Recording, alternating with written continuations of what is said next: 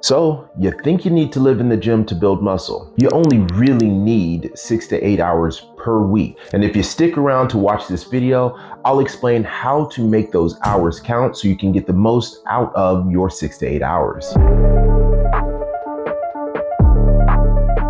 I'm going to show you how quality over quantity, structuring your workouts properly, and having enough rest and recovery are going to expedite your trip to getting big.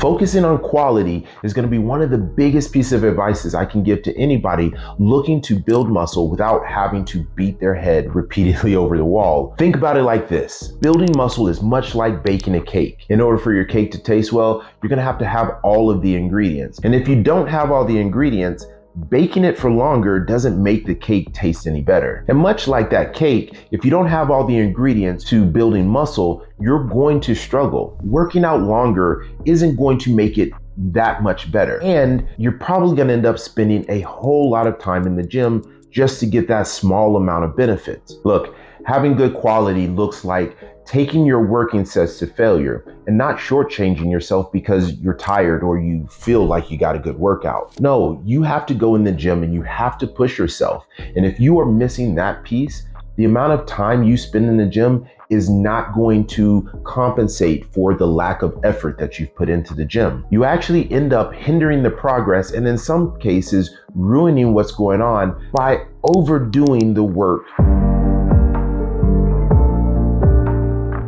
Now, my second tip for you to help you build muscle and do so with less time is going to be structuring your workouts. For many of us, we've heard stories about elite level athletes that go in the gym and they have a plan in place. They do the same things over and over and over again. And they do it until they are beyond proficient at those tasks. Imagine Michael Jordan in the gym practicing his free throws. He doesn't just practice his free throws until he feels like stopping.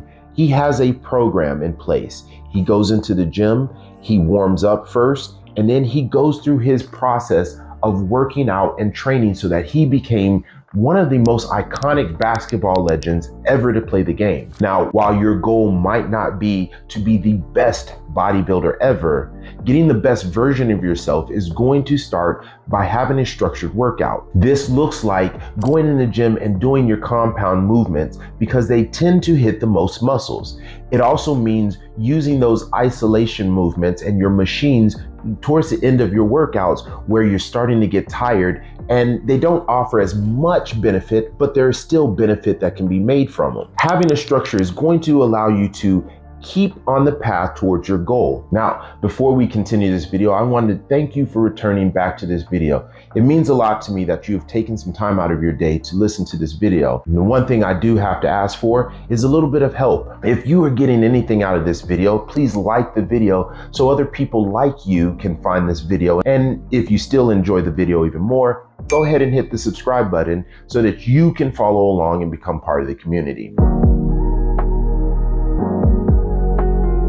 For my last point about rest and recovery, I want to talk about a client that I have. We'll just call him Alex so that he can remain anonymous. Alex came to me and had been following the plan for a while and had noticed that his lifts have been getting weaker. And over time, he felt like he wasn't progressing and even starting to go backwards. After some digging and questioning, I found out that he had been going to the gym almost every single day and he had been just kind of overdoing it. He had also not been sleeping very well, which is going to interfere with his ability to recover. So what we did was we implemented a couple of rest days for him and we made sure to increase his calories and his water intake and focus heavily on getting enough sleep. And within a week, he had noticed that his strength had came back and he had started hitting numbers that he hadn't seen in a long time. Rest and recovery is often overlooked by a lot of us in the gym. We like this mantra of working hard, go in the gym, no pain, no gain, and leave it all on the floor.